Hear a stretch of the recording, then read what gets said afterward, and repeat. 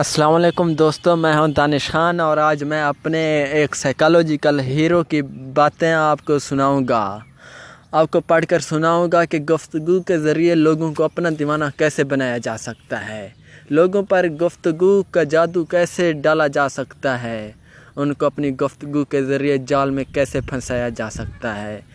تو سنیے، آج کا سب سے پہلا سوال یہ ہے کہ دوسروں کو اپنا دیوانہ بنا دینے والی گفتگو کیسے کی جائے. کیا کبھی آپ نے غور کیا ہے کہ کسی کے بات کرنے کا انداز ایسا ہوتا ہے کہ اس سے ایک بار بات کرنے کے بعد آپ کا بار بار اس سے بات کرنے کو دل کرتا ہے. کسی سے ایک بار ہی بات کرنے کے بعد آپ کا دوبارہ کبھی اس سے بات کرنے کو دل ہی نہیں کرتا. گفتگو صرف بات کرنے یا سننے کا نام ہی نہیں ہے، بلکہ یہ ایک ایسی مہارت ہے جس سے نہ صرف آپ کی شخصیت پر کشش بنتی ہے بلکہ اس سے عزت بھی بڑھتی ہے. جن لوگوں کو گفتگو کا فن نہیں آتا وہ نہ تو اپنے جذبات کسی کو صحیح طرح سمجھا پاتے ہیں اور نہ ہی دوسروں کے جذبات صحیح طرح سمجھ سکتے ہیں، جس کی وجہ سے ان کے تعلقات خراب ہو جاتے ہیں. گفتگو کا فن اچھے تعلقات بنیاد پر ضرورت ہے. گفتگو آپ کو دوسرے سے جوڑتی ہے، توڑنے کا باعث بنتی ہے. ناکام تعلقات کی ایک بہت بڑی وجہ گفتگو کے فن سے ناواقفیت ہے. نفسیات کے مطابق لوگوں کو نہ صرف اپنا نام سننا اچھا لگتا ہے بلکہ اپنا نام سن کر خاص خوشی بھی حاصل ہوتی ہے. اس لیے گفتگو کا آغاز دوسرے شخص کے نام سے کریں اور کوشش کریں کہ گفتگو کے دوران بھی آپ اس کے نام کو مناسب وقفے کے ساتھ دہراتے رہیں. ایسا کرنے سے دوسرے شخص پر آپ کی گفتگو کا جادوئی اثر ہوگا. تو دوستو، اب چلتے ہیں تیسری بات کی طرف. دیکھنے میں آیا ہے کہ لوگوں کو سننے سے زیادہ بولنے کا شوق ہوتا ہے. وہ دوسروں کی بات سننے کی بجائے اپنی ہی باتیں سناتے رہتے ہیں، جبکہ پر اثر گفتگو کا طریقہ یہ ہے کہ آپ بولنے سے زیادہ سنیں. اگر مسلسل سننا آپ کے لیے مشکل ہو تو کم از کم بولنے سے پہلے دوسرے شخص کی بات کو تو مکمل سن لیں. اس سے انسان کی اچھی تربیت ہو جاتی ہے. دوستو، اب چوتھے پوائنٹ کی طرف آتے ہیں. گفتگو کے دوران ایسے سوالات جن کے جوابات صرف ہاں یا نہ میں ہوں کرنے کی بجائے ایسے سوالات کریں جس سے دوسرے شخص کو بولنے کا موقع بھی ملے. ایسا کرنے سے گفتگو کا انداز بہت ہی اچھا ہوتا ہے، جس سے دوسرا شخص بہت متاثر ہوتا ہے. دوستو، اب ہم چوتھے پوائنٹ کے بعد اب پانچویں پوائنٹ کی طرف چلتے ہیں. اس میں گفتگو کے دوران اگر دوسرا شخص آپ کے کسی سوال کا جواب نہ دینا چاہتا ہو تو جواب کے لیے اس کے پیچھے نہ پڑ جائیں. دوسرے شخص کو اس بات کی اجازت دیں کہ وہ جن سوالوں کے چاہیں بس انہی کی جواب دیں.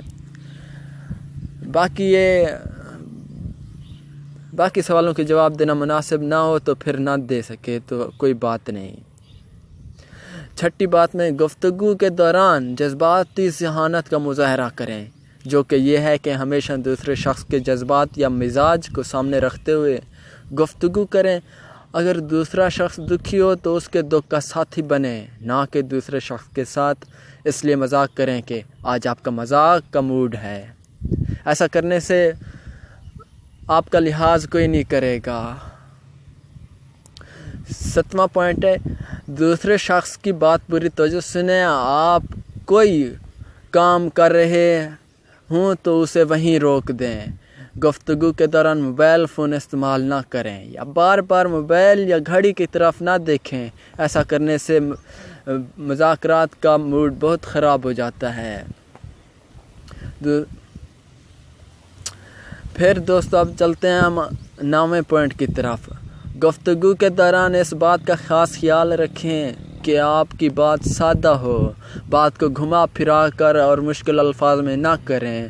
اسے صرف سادہ الفاظ میں بولنا چاہیے. کوئی پیچیدہ الفاظ استعمال کرنے کی کوئی ضرورت نہیں. دوستو، اب 10ویں پوائنٹ میں آتا ہے کہ گفتگو کے دوران ہمیشہ تمیز سے بات کریں. گفتگو کے دوران اگر کبھی آپ کو غصہ آ جائے تو بات جاری رکھنے کی بجائے وہیں روک دیں اور تب تک دوبارہ بات نہ کریں جب تک کہ آپ کا غصہ ٹھنڈا نہ ہو جائے. اس کے لیے لوگ کہتے ہیں کہ پانی پی لیا جائے تو بہتر ہے، غصہ ٹھنڈا ہو جائے گا. 10ویں پوائنٹ کے بعد اب 11ویں پوائنٹ پر ہم چلتے ہیں. دوستو، ہمیشہ پر اعتماد لہجے میں آرام سے گفتگو کریں تاکہ دوسروں کو سمجھ بھی آ سکے۔ دھیان رکھیں کہ گفتگو کے دوران آپ کا لہجہ تلخ یا سخت نہ ہو۔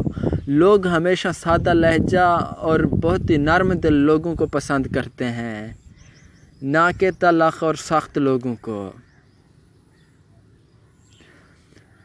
ہمیشہ درمیانی آواز میں گفتگو کریں۔ خیال رکھیں کہ گفتگو کے دوران آواز نہ زیادہ اونچی ہو کہ دوسرے شخص کو ایسے لگے کہ آپ اس پر چیخ رہے ہیں، اور نہ ہی اتنی دھیمی کہ سننے والوں کو اپنے کان آپ کے پاس لا کر بات سننی پڑے۔ یہ دونوں چیزیں ٹھیک نہیں ہیں۔ بات واضح کرنی چاہیے ہمیشہ۔ گفتگو کے دوران اچھے، پازیٹیو، حوصلہ اور ہمت بڑھانے والے الفاظ استعمال کریں۔ ایسے الفاظ استعمال کرنے سے گریز کریں جن سے دوسرے شخص کو تکلیف پہنچے۔ دوسرے شخص کو تکلیف پہنچانا بہت ہی برا کام ہے، اس سے ہمیں پرہیز کرنا چاہیے۔ دوستو، اب ہم چلتے ہیں اگلے پوائنٹ کی طرف۔ گفتگو کے دوران دوسرے شخص کو درمیان میں نہ ہی ٹوکیں اور نہ ہی اس کی بات کاٹیں، بلکہ وہ جو بات کہہ رہا ہے اس کو وہی کی وہی بات کرنے دیں، اور نہ ہی اس کی بات کا کچھ برا مانیں اور نہ ہی اسے درمیان میں روکیں۔ اس کو اپنی بات مکمل کرنے دیں۔